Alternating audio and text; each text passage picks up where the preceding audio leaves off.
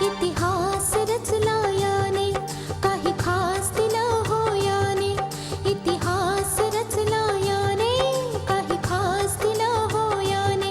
मर्यादा नाही वचने रे, विश्वास जपला याने. सप्तपदीने दिलेला हा उपहार रे, माझा शृंगार रे हा, माझा शृंगार रे. माझा शृंगार रे हा, माझा शृंगार रे. मंगळसूत्र, मंगळसूत्र, मंगळसूत्र, मंगळसूत्र, मंगळसूत्र, मंगळसूत्र, मंगळसूत्र, मंगळसूत्र.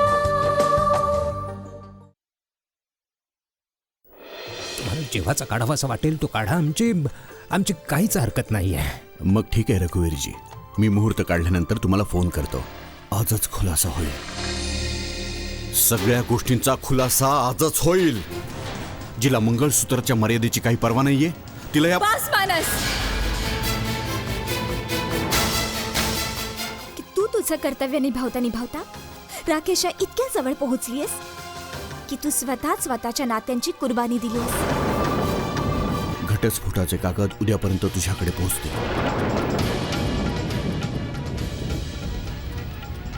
सही करून टाक.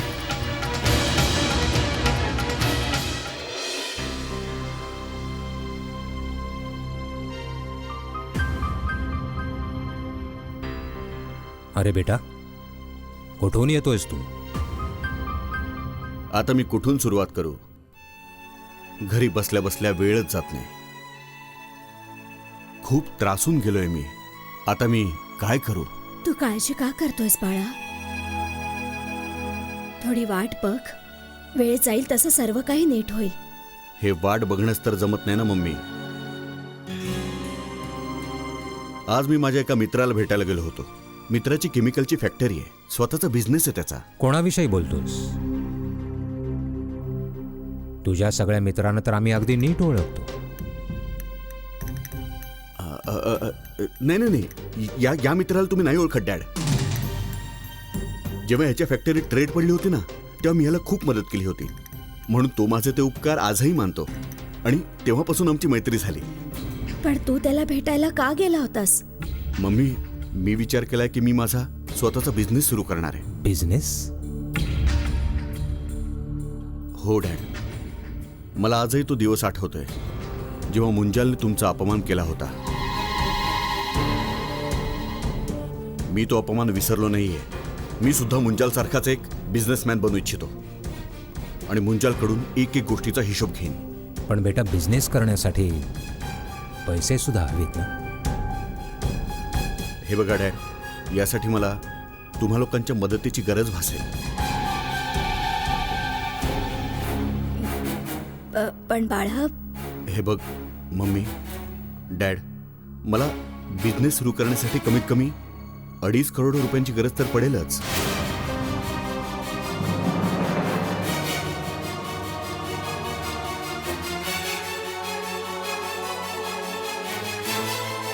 हे बघा डॅड, आता तुम्ही दोघं ठरवा की तुम्ही दोघं मला ही रक्कम देऊ शकता की नाही. माझं भविष्य एकदा परत तुम्हा लोकांच्या हातामध्ये आहे. मला एक रस्ता दिसला आहे. मग आता त्यावरून मी चालू शकेन की नाही ते तुम्ही दोघंच डिसाईड करू शकता.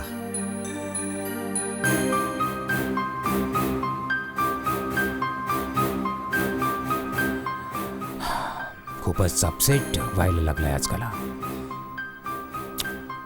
काही ना काही तर करावंच लागेल याच्यासाठी. ही काय मस्करी करतेस रितिका? असं नाही होऊ शकत. मी मस्करी नाही करत आहे पप्पा, हेच सत्य आहे. आणि यामुळेच आता माझं नातं ना तर मानसशी आणि ना तर त्या घराशी. मी नाही जाणार त्या घरात, परत नाही जाणार. नाही दीदी, नात्यांची काय त्यांनी मस्करी करून ठेवली आहे. जेव्हा वाटलं तेव्हा जोडलं आणि जेव्हा वाटलं तेव्हा तोडलं. अखेर त्या मानसची इच्छा काय? का वागतोय असं तो? त्याने आधी असा प्रयत्न केला होता की दिदीचं नातं राकेशशी जोडलं जावं. रोहित, ते नातं कधीच जुळू शकत नाही, मुळीच नाही. त्याआधी मी मरून जाणं पसंत करेन. पण पप्पा, त्याच नात्यामुळे मानसने माझ्यावर आरोप लावलाय. मी नाही जाणार त्या घरात परत, मुळीच नाही जाणार मी. बेटा, मला समजतंय असं का होत आहे. फक्त आपला बदला घेण्याचा प्रयत्न केला जातोय.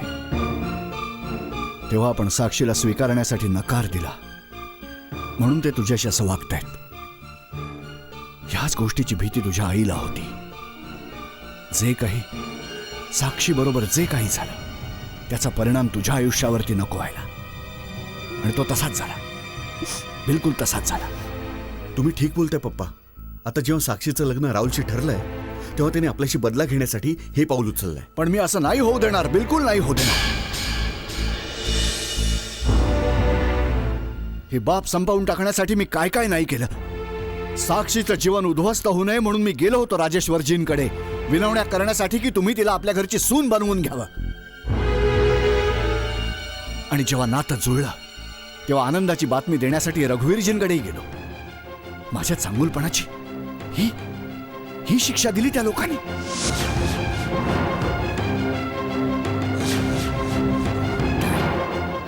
त्यांना मला माझ्या प्रत्येक प्रश्नाचं उत्तर द्यावंच लागेल. माझ्या प्रत्येक प्रश्नाचं उत्तर द्यावं लागेल त्या लोकांना.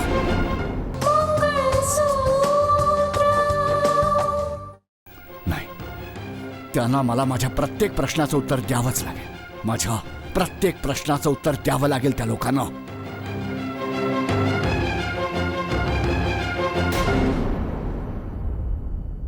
पंडितजी, मी तुमचं म्हणणं ऐकायला नकार कसा देऊ शकते. मी तुम्हाला जे काही सांगितलंय ते शब्द माझे आहेत, पण कुंडली तर काही वेगळंच सांगते. ते बोल कुंडलीचे आहेत, माझे नाही.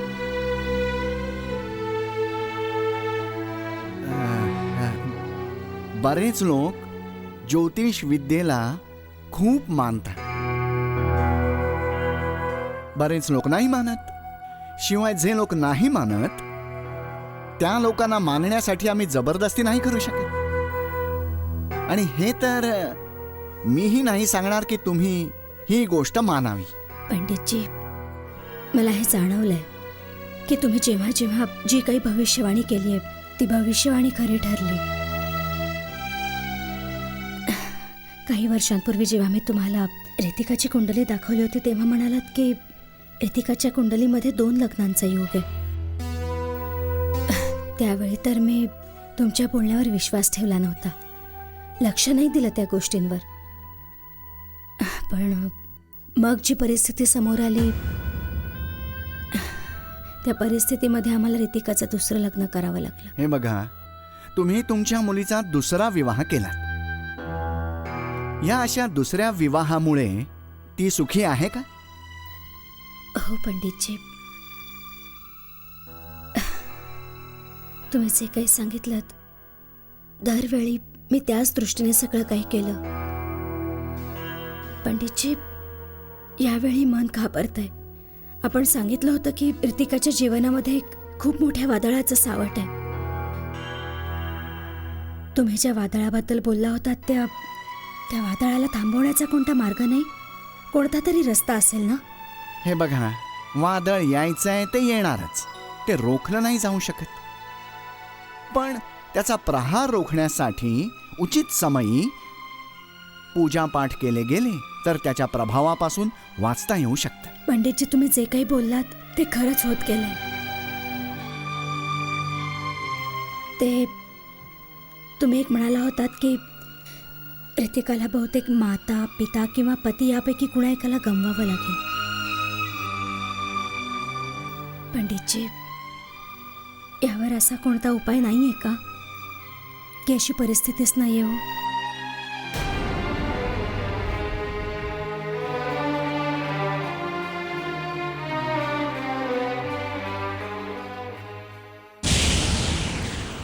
रघुवीरजी,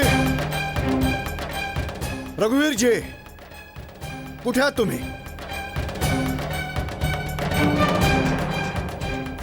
रघुवीरजी, मी विचारतोय कुठे आहात तुम्ही? बाहेर या. बोला. तुमच्या घरामध्ये माझ्या मुलीला अशा प्रकारची वागणूक का मिळतीये? का? ओरडू नका आदित्य प्रताप सिंग. या अशा ओरडण्याने सत्य घाबरून बदलणार नाहीये, जे उघडपणे सर्वांच्या समोर आलेलं आहे. त्या तुमच्या मुलीने तुम्हाला नाही सांगितलं की ती घर सोडून का गेली, कोणत्या कारणामुळे गेली? याचं कारण मी तुम्हाला सांगतो. कारण काही आणखी नाही, केवळ एकच कारण आहे की मी तुमच्या मुलीचा स्वीकार नाही केला. त्यामुळेच बदला घेतलात ना तुम्ही. जर ही बाब तुम्हाला रितिकाने सांगितली असेल तर ती सत्य लपवते तुमच्यापासून. कारण ते अगदी नीट जाणते की सत्य जाणल्यावर तुम्हाला शरम वाटेल त्याची.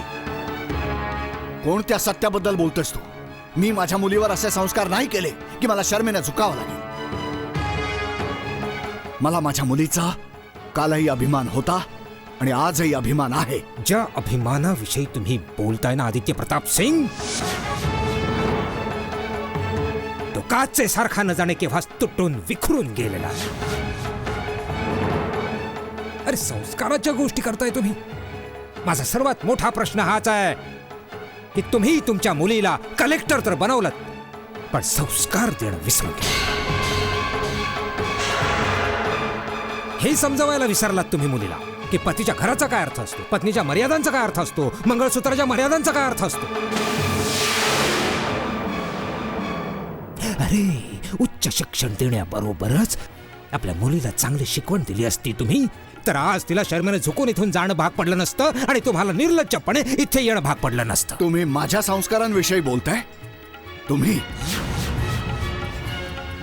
ज्यांच्या मुलीच्या बाबतीत भर मांडवात ही गोष्ट कळते की ती कोणा दुसऱ्याच्या मुलाची आई बनणार आहे. जज साहेब, माझ्यावर आरोप करण्याआधी स्वतःच्या कर्तृत्वाकडे बघा आधी. आमच्या कर्तृत्वाकडे आम्ही बघितलंय जज साहेब, खूप आधीच बघितलंय आम्ही. त्यामुळे आम्ही तक्रारही नाही केली जेव्हा तुम्ही माझ्या बहिणीला धुडकावलं होतात.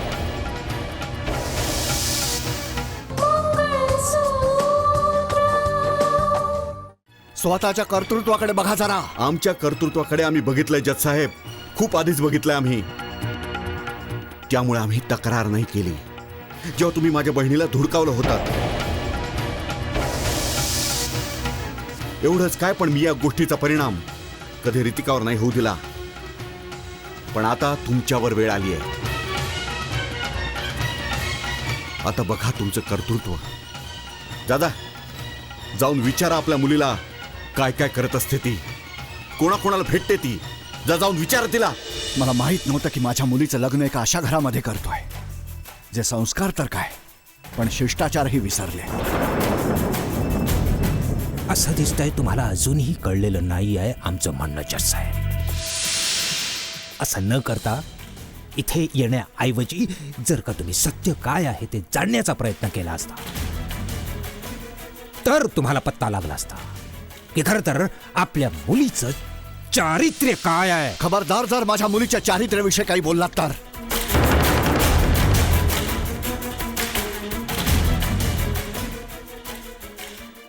तुमच्या तोंडातून निघालेला प्रत्येक शब्द लक्षात ठेवा. प्रत्येक शब्दाचं उत्तर देईन, लवकरच देईन.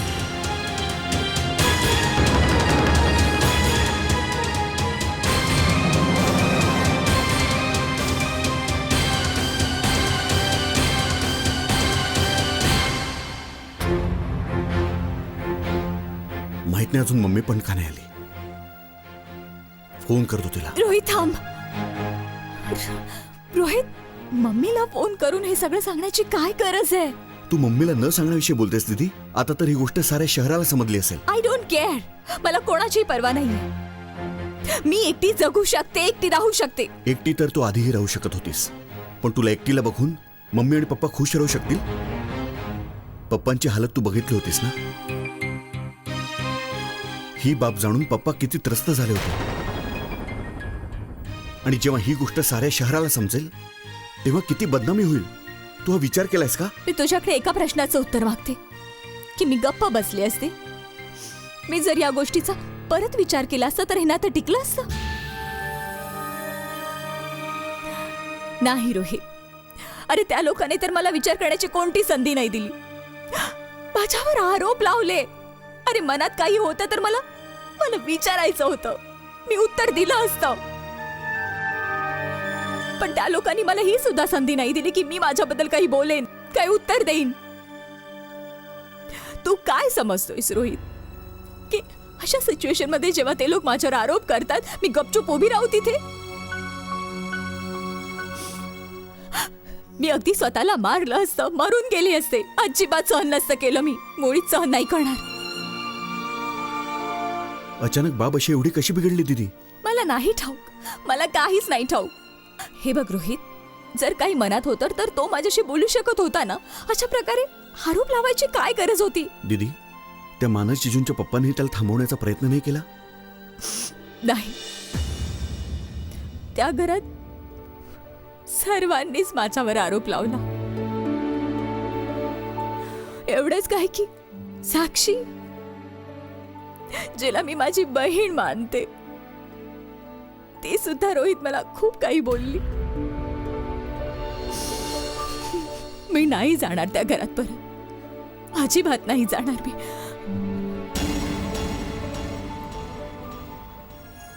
साक्षी, माझ्या कानावर ह्या ज्या गोष्टी पडतायत हे सर्व काय आहे? काय आहे हे सर्व? जाऊ दे दिव्या, मला या बाबतीत काहीच बोलायचं नाहीये. परंतु मला सत्य जाणून घ्यायचंय साक्षी.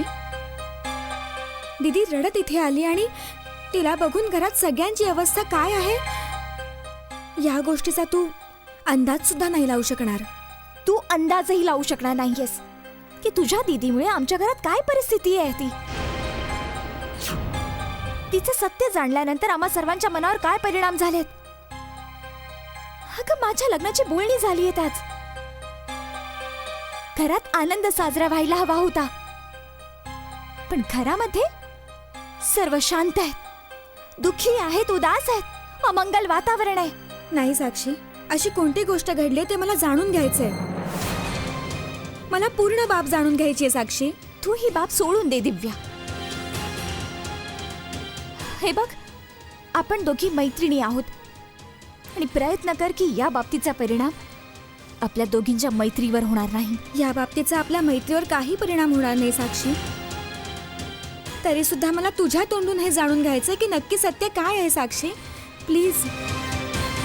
तुला सत्य जाणून घ्यायचंय ना? मग ऐक, मी तुझी, माझी आणि सगळ्यांची शपथ घेऊन सांगते की यामध्ये माझ्या भावाची काही चूक नाहीये. उलट आजपर्यंत तुझी दीदी माझ्या भावाचा विश्वासघात करत आलीये. काय? हो दिव्या, अखेर माझा भाऊ कधीपर्यंत हे सहन करणार की तुझी दीदी कोणा दुसऱ्या पुरुषाबरोबर बाहेर जाते फिरायला, बाहेर हॉटेल्समध्ये.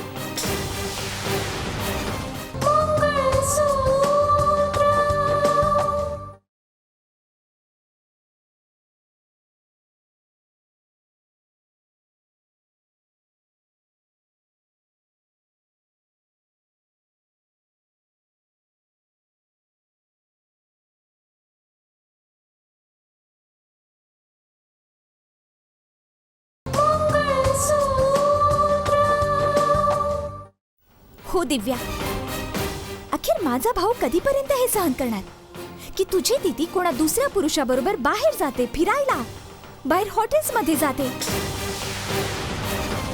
ते सुद्धा एक वार नाही अनेक वार. आणि माझा भाऊ हे पुराव्यानिशी सांगू शकतो. अखेर सत्य उघडपणे समोर आलंच. ठीक आहे दिव्या, मी नंतर बोलते तुझ्याशी. बाय.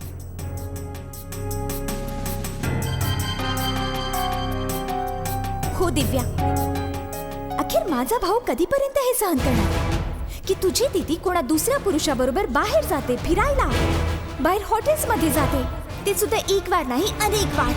अखेर सत्य उघडपणे समोर आलंच. मी तुमच्याशी काही बोलू इच्छित नाही. इथे फोन नका करू.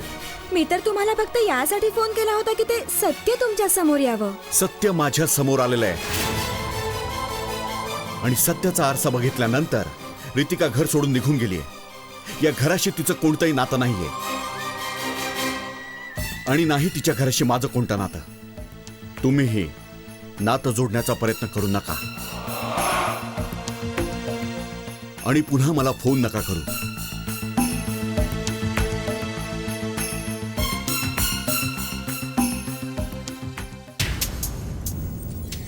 काय झालं स्नेहा? अशी कोणती खबर ऐकलीस तू? खबरच काही अशी आहे मेघनाजी, आपणही ऐकाल तर खुश होऊन जाल। आपल्या प्लॅनिंग मध्ये आग लावणारी ती रितिका तिच्या जीवनामध्ये आता आग लावली आहे आपण, आणि त्याचबरोबर तिचा संपूर्ण परिवार त्याच आगीमध्ये होरपळतो आहे। आता पुढे पुढे बघा होतंय काय। जी आग लावायची होती ती तर तू लावलीसच, पण एक गोष्ट लक्षात ठेव की ही बाब उघड होता कामा नये। मानस माझ्यावरच नाराज झाला होता, म्हणत होता परत तिथे कधी फोन करू नका। आता तोच मला नकार देतोय तर मग तो माझं नाव कसं घेईल? आणि मानलं की त्यांनी माझं नाव घेतलं जरी तरी मी मान्य करणारच नाही मुळी। पण एक ना एक दिवस हे समजायला समजणारच आहे ना मॅडम। मी कालपर्यंत घाबरत होते कुंदन, मुख्य म्हणजे मी एक उद्देश घेऊन चालले होते। मला कोणत्याही परिस्थितीत तो उद्देश बिघडवायचा नव्हता। मला बिपिनला मुंजाळच्या घरापर्यंत पोहोचवायचं होतं। खरं तर कुंदन, आता माझा तो उद्देश पूर्णपणे बिघडलाय। मग मला कशाची भीती? आता तर मी विचार करते की रितिकाच्या समोर मी कैकई उभी करू, आणि बघ बघ असंच होईल।